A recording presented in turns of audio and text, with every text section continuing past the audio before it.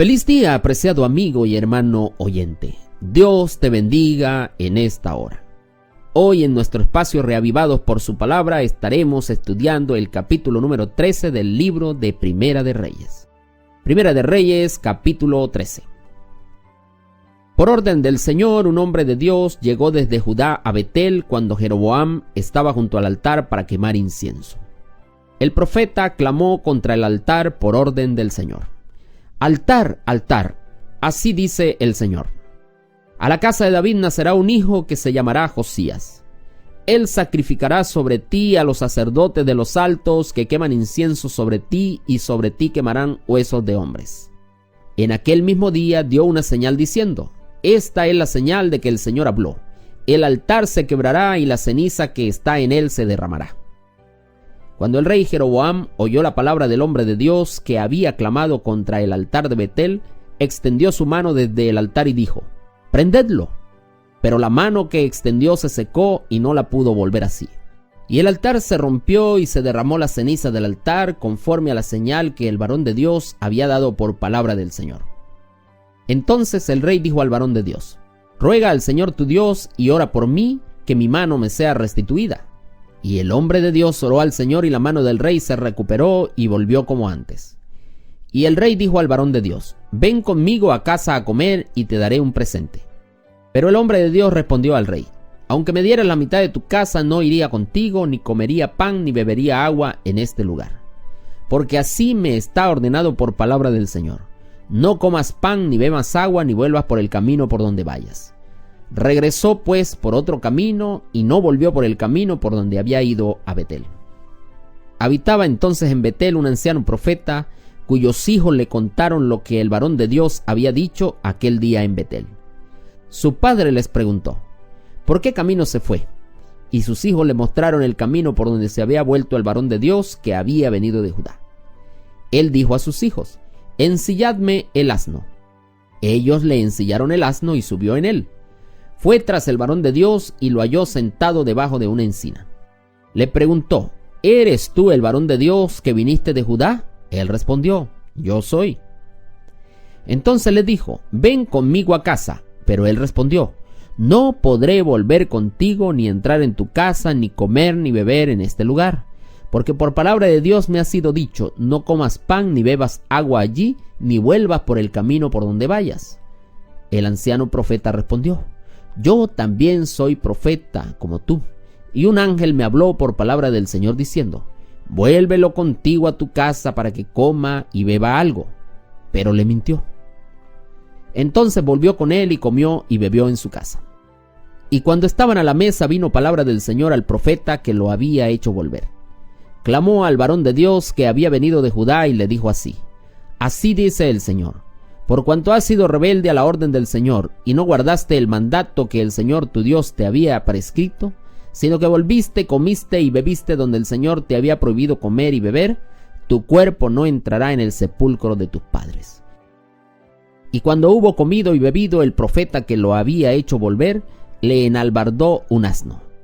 Y yendo por el camino, un león lo topó y lo mató. Y su cuerpo quedó echado en el camino, y el asno y el león estaban junto al cuerpo. Unos hombres que pasaban vieron el cuerpo echado en el camino y el león junto al cuerpo, y vinieron y lo dijeron en la ciudad donde el anciano profeta habitaba. Al oírlo, el profeta que lo había vuelto del camino dijo: este es el varón de Dios, que fue rebelde al mandato del Señor. Por eso el Señor lo entregó al león, que lo quebrantó y lo mató conforme a la palabra del Señor.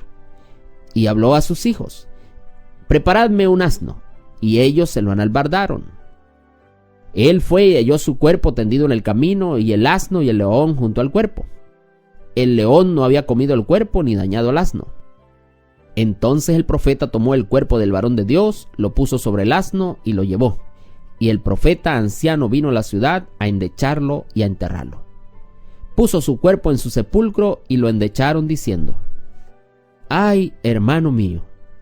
Después de enterrarlo, dijo a sus hijos: cuando yo muera, enterradme en el sepulcro donde está el varón de Dios. Poned mis huesos junto a los suyos. Porque sin duda vendrá lo que él dijo a voces por palabra del Señor contra el altar que está en Betel y contra todas las cosas de los altos que están en las ciudades de Samaria. Sin embargo, con todo esto, Jeroboam no se apartó de su mal camino. Antes volvió a ser sacerdote de los altos de entre el pueblo. A quien quería lo dedicaba para que fuera sacerdote de los altos. Y esto fue causa de pecado para la casa de Jeroboam. Por eso fue cortada y raída de la faz de la tierra. Realmente, apreciados amigos, Dios habla al ser humano de muchas formas y de muchas maneras. Y aquí esta vez lo hace por medio de un hombre que, aunque no se le conoce el nombre, lleva la frase hombre de Dios o varón de Dios. Y es interesante porque este calificativo para este hombre se menciona 15 veces en el capítulo. Allí Jeroboam estaba oficiando como sacerdote la dedicación de un nuevo altar idólatra en Betel. Y Dios envía a este hombre para profetizarle sobre Josías, lo que iba a acontecer más adelante. Pero por supuesto esto no le gustó a Jeroboam y entonces ordenó que lo prendieran.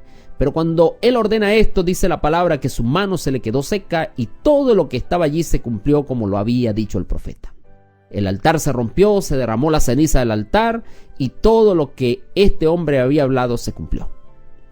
Y aquí hay una gran lección. En primer lugar, apreciado hermano, apreciado amigo, es peligroso que cualquiera, no importa quién sea, extienda la mano o levante la voz contra un varón enviado con un mensaje de parte de Dios. Y aquel día el brazo extendido de este hombre fue herido inmediatamente para atemorizar al rey y al pueblo, y para que ellos comprendieran nuevamente que ellos tenían que rendir culto y obedecer al verdadero Dios y obedecer al verdadero profeta. El rey allí por su parte se humilla, pide oración, su mano queda normal y luego trata de ganar el favor del profeta para llevarlo a su casa y darle regalos. Pero este hombre no los acepta porque Dios le había dado una orden: no comas pan, no bebas agua, ni regreses por el camino donde has ido.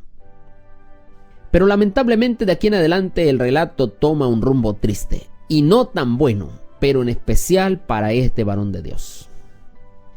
Y ahora aparece allí un viejo profeta. Y tal como lo dice el comentario bíblico adventista, era un profeta, pero falso profeta. Un hombre que fue instrumento de Satanás y no fue un instrumento de Dios en ese tiempo. Porque Satanás había fracasado en conseguir sus fines de una manera y ahora procede de otra forma para desvirtuar y desviar los propósitos de Dios. Así que este viejo profeta busca al mensajero de Dios y le miente. Usó la astucia y, como dice el versículo 18, le dice: yo también soy profeta como tú. Un ángel de Dios me ha hablado.